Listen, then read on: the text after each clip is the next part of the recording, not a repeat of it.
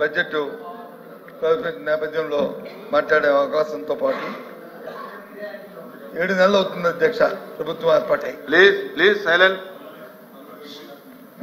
ఎన్నో ప్రభుత్వాలు చూస్తాం అధ్యక్ష, రాష్ట్రంలో చూస్తాం, కేంద్రంలో చూస్తాం.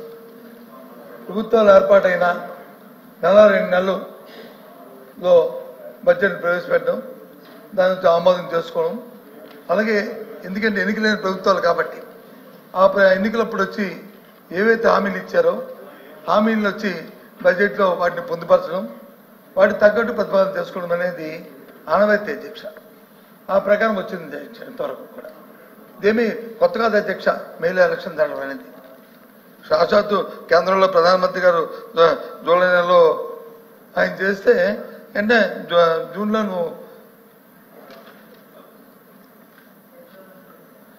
నెలలో ఎన్నికలు జరిగితే జూలై నెలలో బడ్జెట్ పెట్టారు అధ్యక్ష.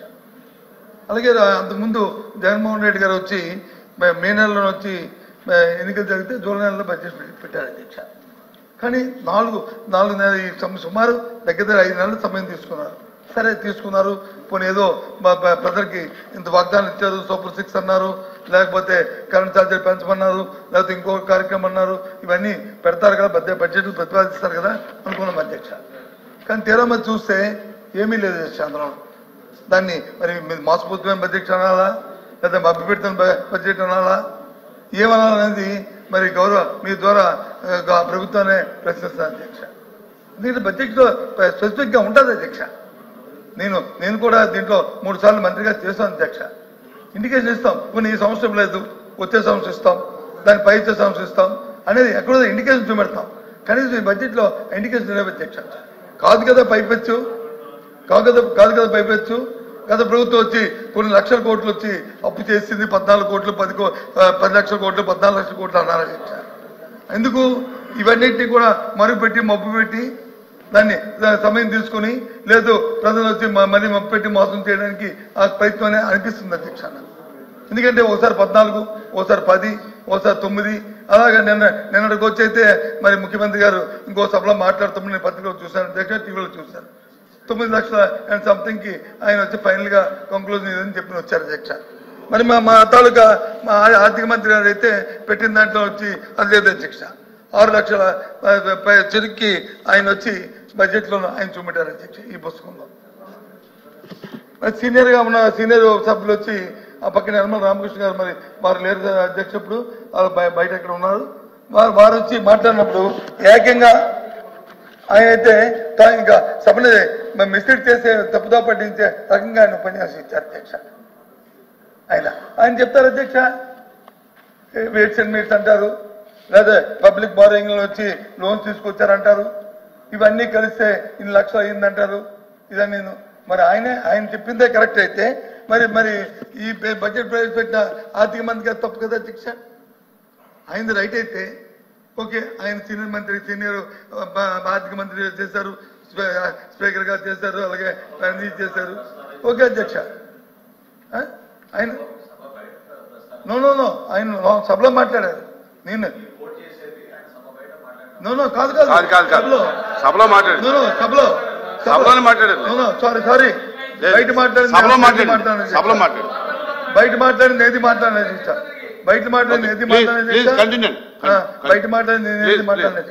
సభలో మాట్లాడేది. అందుకే ఆయన లేరని చెప్పాను అందుకే ఆయన చెప్పారు అధ్యక్ష. మరి ఆయన చెప్పింది అయితే మరి మా మంత్రి గారు కేశవ్ గారు గౌరవ సభ్యులు ఆయన మంత్రి గారు చెప్పింది మిస్డ్ కదా అధ్యక్ష. ఏది మనం కన్ఫర్మ్ చేద్దాం? ఈ బడ్జెట్ బుక్తో మనం మాట్లాడుకుందామా, లేదు సభలో మాట్లాడిన మాజీ ఆర్థిక మంత్రి గారు మాట్లాడింది దాన్ని మనం తీసుకుందాం? అది తప్పు కదా అధ్యక్ష. బారోయింగ్స్ అనేవి ఓపెన్ మార్కెట్ బారోయింగ్స్ అనేవి మన జీవితంలో కానీ లేదా ఫర్మ్లో కానీ ఇది కానీ ఏదైతే షార్ట్ టర్మ్ లోన్స్ తీసుకొస్తామో ఆ రోజు నుంచి మనం తీర్చుకుంటాం అధ్యక్ష. ఏదైతే 31వ తారీఖు నాడు మార్చి నెలలో ఏ ప్రభుత్వం వచ్చి ప్రకటిస్తుందో అదే రాష్ట్రం తాలూకా అప్పు, రాష్ట్రం తాలూకా ఆదాయము, రాష్ట్రం తాలూకా అధ్యక్ష 24 సంవత్సరంలో ఏదైతే పెట్టారో అది ఓకే అధ్యక్ష. దాని ప్రకారం మన ఆర్థిక మంత్రి గారు వచ్చి ఈ పుస్తకం ఇచ్చారు అధ్యక్ష. దాని ప్రకారం మనం చూసుకుంటే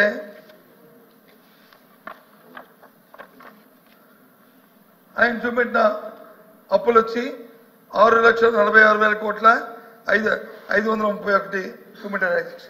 ఏది ఇది 6,40,000 ఇంక్లూడింగ్ ఏదైతే కార్పొరేషన్ గవర్నమెంట్ గ్యారంటీ ఇచ్చిందో కార్పొరేషన్ అప్పుతో కలిపి చూపెట్టారు అధ్యక్ష.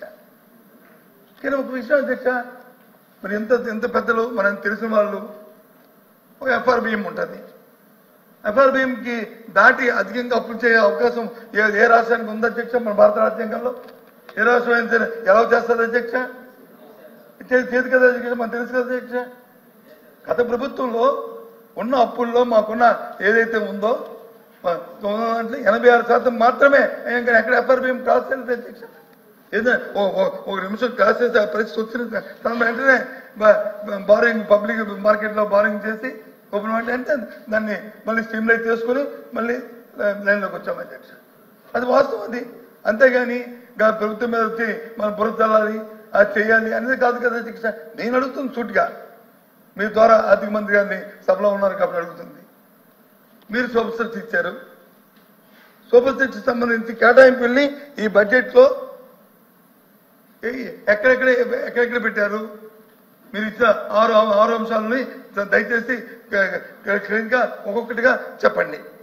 ఏ పేజీలో చూసుకుంటాం ఇప్పుడు చూసుకోకపోతే. నేను రోజు ఒక డిస్కషన్ జరిగింది అధ్యక్ష. మంత్రి గారు దయచేసి సభలో ఉండడం చాలా సంతోషం అధ్యక్ష. పౌర సరఫరాల మంత్రి గారు 1,54,00,000 వారం నోడుతూనే వారు ప్రకటించారు అధ్యక్ష. 1,54,00,000 మరి సిలిండర్కి ఎంత సబ్సిడీ అనేది కూడా వారం నోడుతుందని చెప్పారు అధ్యక్ష. 840 రూపాయలు ఎంతో అని చెప్పారు అధ్యక్ష. దాని ప్రకారం 1,54,00,000 రూపాయలకి అయితే 840 రూపాయలు అయితే ఎంత డబ్బు కావాలి అధ్యక్ష? చెప్పండి అధ్యక్ష. 3 సిలిండర్కి అయితే ఎంత కావాలి? కానీ మరి సభలోనే చెప్పారు సంవత్సరానికి 3 సిలిండర్లు, 4 నెలలకి 1 సిలిండర్ చెప్పారు. ఓకే ఫైన్, కాదనలేదు ఫైన్. ఒక సిలిండర్కి అయితే 1,54,00,000లో 1 సిలిండర్కి అయితే ఎంత అవుతుంది చెప్పండి అధ్యక్ష? 1,200 కోట్ల దగ్గర కావాలి 1 సిలిండర్కి అయితే. కానీ ప్రభుత్వం చెన్నాలైంది మే నెల నుంచి డిసెంబర్ వరకు, అంటే వచ్చి ఏప్రిల్ వరకు, అంటే సుమారు 10 నెలల కాలం మాట్లాడండి సార్.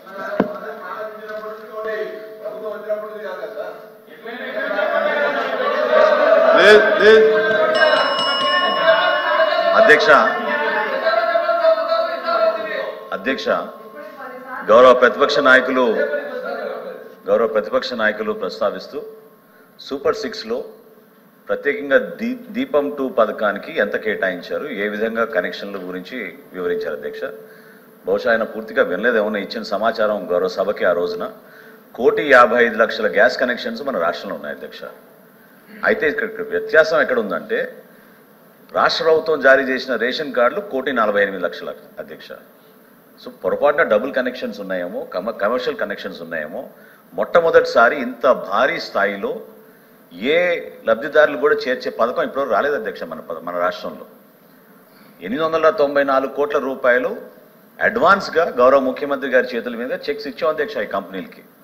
సో ఏదైతే గౌరవ ఫైనాన్స్ మినిస్టర్ గారు ప్రస్తావించారో బడ్జెట్లో, అది ఈ ఆర్థిక సంవత్సరానికి కేటాయించిన నిధులు అధ్యక్ష. ఖచ్చితంగా రాబోయే రోజుల్లో ప్రతి సంవత్సరానికి 3 గ్యాస్ సిలిండర్లు రాష్ట్రంలో ఉన్న అర్హత కలిగిన ప్రతి కుటుంబానికి అందించే బాధ్యత మా ఎన్డీఏ ప్రభుత్వం తీసుకుంటుంది అధ్యక్ష. అందులో ఎక్కడ కూడా పొరపాటు జరగదు. దయచేసి ఎటువంటి అనుమానాలు గౌరవ సభ్యులు పెట్టుకోవద్దని ప్రస్తావిస్తున్నాను అధ్యక్ష. హలో అధ్యక్ష, సంతోషం అధ్యక్ష. ఆయన సమాధానం చెప్పారు. ఏమంటారు? ప్రతిపాదించేది అడ్వాన్స్గా మొత్తం ఇంత కావాలి, దాని మింజోలే ఈ సరి ఎంత పెట్టామో, ఈ బడ్జెట్లో దీనికి ఎంత కేటాయిస్తున్నాము, ఇదిగో ఈ ఎడాప్ అకౌంట్లో ఉంది అని పెట్టుకుని అది అవసరమైతే దాన్ని యూజ్ చేస్తారు, లేకపోతే సర్ప్లస్ కింద మిగులుతుంది అధ్యక్ష. నువ్వు బడ్జెట్లో పెట్టకపోతే ఏ రకంగా ఇస్తారు? బడ్జెట్లో సర్ప్లస్ లేకపోతే ఏ రకంగా మీరు ఇస్తారు? ఏ రకంగా నా తెలియకొడుతున్నాను, ఏ రకంగా ఇస్తారు చెప్పండి అధ్యక్ష. ఇది ఎక్కడ కొత్త సిస్టాన్ని ఇన్వాల్వ్ చేస్తే కొత్త సిస్టమ్ తీసుకొస్తే అధ్యక్ష పదే ఇంత అద్భుతమైన కార్యక్రమం చేస్తున్నాం అని తట్టుకోలేక ఏదో ఒక అనుమానాలు తీసుకొచ్చి దానికోసం తప్ప మీరు అది కాదు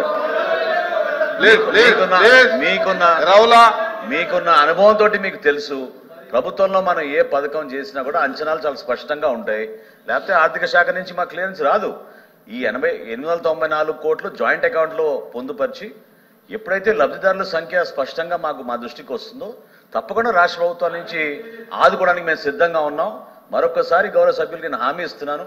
1,55,00,000 గ్యాస్ కనెక్షన్లు ఉన్నాయని మన రాష్ట్రంలో 3 గ్యాస్ ఆయిల్ కంపెనీలు తెలిపినాయి. రాష్ట్ర ప్రభుత్వం నుంచి అర్హత ఉన్న ప్రతి కుటుంబానికి అందించే విధంగా మేము బాధ్యత తీసుకుంటాం. వారు చెప్తుదానికి చిన్న కరెక్షన్ అధ్యక్ష. ఏప్రిల్ ఆర్థిక సంవత్సరం ప్రారంభం, కొత్త ఆర్థిక సంవత్సరం వచ్చే నెలలో, వచ్చే సంవత్సరంలో వచ్చిన ఏప్రిల్ 1కి 1 సిలిండర్ ఇస్తారా, 2 సిలిండర్ ఇస్తారా? 1 ఇస్తారా, 2 ఇస్తారా? మీరు చెప్పిన లెక్క ప్రకారం 4 నెలలకు 1 సిలిండర్ అయితే 2 సిలిండర్ ఇవ్వాలి కదా అధ్యక్ష. పోనీ అనుకుంటే వారు చెప్పిన ప్రకారం గౌరవ సభ్యులు ఇంకో సభ్యులు చెప్పారు ఎప్పుడు ప్రారంభిస్తే అప్పుడన్నా పోనీ దానికి కట్టుబడి ఉన్నారు. ఏదో ఒకటి క్లారిటీ, ప్రజలకు కన్ఫ్యూజ్ లేకుండా, యాంబిగ్యూటీ లేకుండా ఒకసారి ఇక్కడ యాంబిగ్యూటీ ఎవరికి వస్తుంది సార్? నాకు అది అర్థం కాదు. ఈ రోజు వరకు రాష్ట్రంలో నేను మరొకసారి చెప్తున్నాను, దాదాపు 40 లక్షల మంది బుకింగ్స్ చేసుకున్నారు అధ్యక్ష. 30 లక్షల పైన డెలివరీ జరిగిపోయినాయి ఆల్రెడీ గ్యాస్ బుకింగ్ చేసుకున్న వాళ్ళకి. పూర్తిగా మేము పారదర్శకంగా అద్భుతంగా జరుగుతున్న కార్యక్రమం. దయచేసి మీరు అనుమానం తెచ్చుకోబాకండి. మార్చి 31, 2025 వరకు ఎవరైనా సరే మొదటి గ్యాస్ సిలిండర్ బుక్ చేసుకోవచ్చు.